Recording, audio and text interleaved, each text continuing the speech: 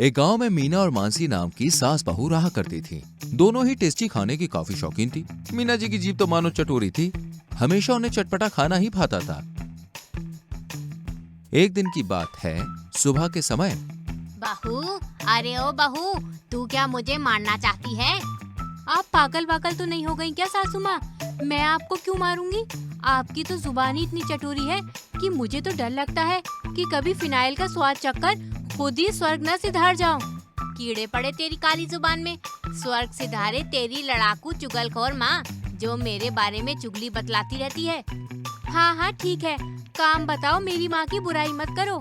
मुझे कोई शौक नहीं है। ये बता, तेरे हाथ में घुन लगी है क्या? ये आजकल तू खाना कैसा बना रही है? एक रत्ती भी खाने में स्वाद नहीं है।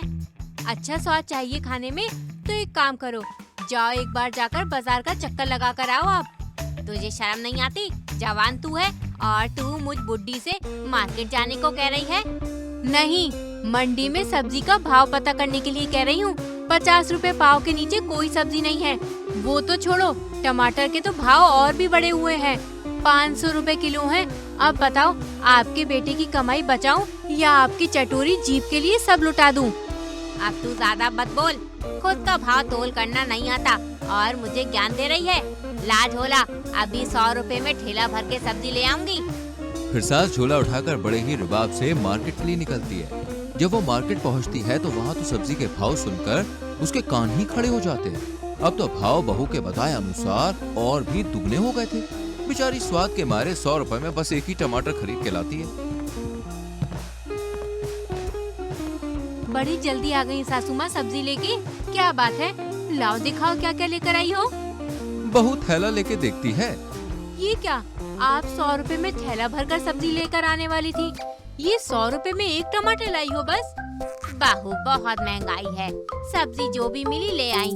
अब ये टमाटर की सब्जी बना दे, बहुत चटपटा खाने का मन हो रहा है। जब से तूने सब्जी में टमाटर डालना छोड़ दिए हैं, ऐसा लगता है कि आसमान से चांद गायब हो गया है। अब इतनी ओवर एक्टिंग भी मत करो, ला रही हूँ। जिसके बाद बहू सास को चटपटा सा खाना बना कर देती है और सास चटकारे मार के खाती है। टमाटर के भाव दिन पर दिन महंगे ही होते जा रहे हैं, जिस कारण घर के खाने में सास बहू दोनों को कोई स्वाद नहीं मिल रहा था। बिना टमाटर के खाना खाने का मन ही नहीं करता। अब तो ऐसा लगता है मेरे प्राण पखेरु उड़ने ही वाले हैं, लेकिन मैं इतना जल्दी मरना नहीं चाहती। कुछ तो करना ही होगा। माँ जी, मैं भी अब बेस्वाद खाना खा के थक गई हूँ, कुछ तो करो। मैं क्या करूँ? साथ में बैठकर सोच, क्या कर सकते हैं हम दोनों। इसके बाद दोनों सास बहू डिस्कस करते हैं। वहीं अगले ही दिन से उनके घर के फ्रिज में टमाटर की भरमार लग जाती है। वो रोज तरह तरह के टमाटर के डिशेस बनाकर खाते हैं। बहू, आज टमाटर के पराठे बना दे। जब से घर में टमाटर आए हैं, खाने में मजा ही आ गया। साथ में टमाटर की चटनी और सूप भी लेकर आती हूँ माँ जी, दोनों साथ में बैठकर चटकारे लेकर खाएंगे। वहीं उनके मोहल्ले में औरतें आपस में लड़ रही होती हैं। हाँ, देख रहा था, अब ये तेरा रोज रोज का हो गया है। मेरे घर से टमाटर चुराना बंद कर दे।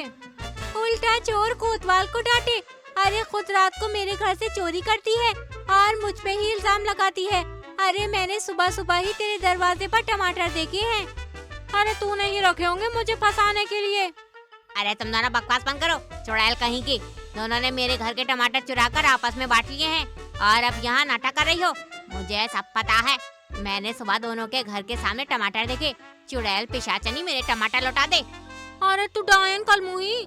इस तरह औरतें जोर जोर से लड़कर एक दूसरे से भिड़ जाती हैं। वहीं मीना और मानसी अपनी खिड़की से मोहल्ले की औरतों का झगड़ा देख रही होती हैं। आखिर कहां से आए मीना और मानसी के घर में इतने टमाटर, और पड़ोसनों के घर के टमाटर कहां गायब हो गए?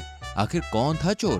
क्या सच में दोनों सास बहू ने ही टमाटर चुराए थे या फिर कोई और है इन सबके पीछे? देखते हैं भाग 2 में।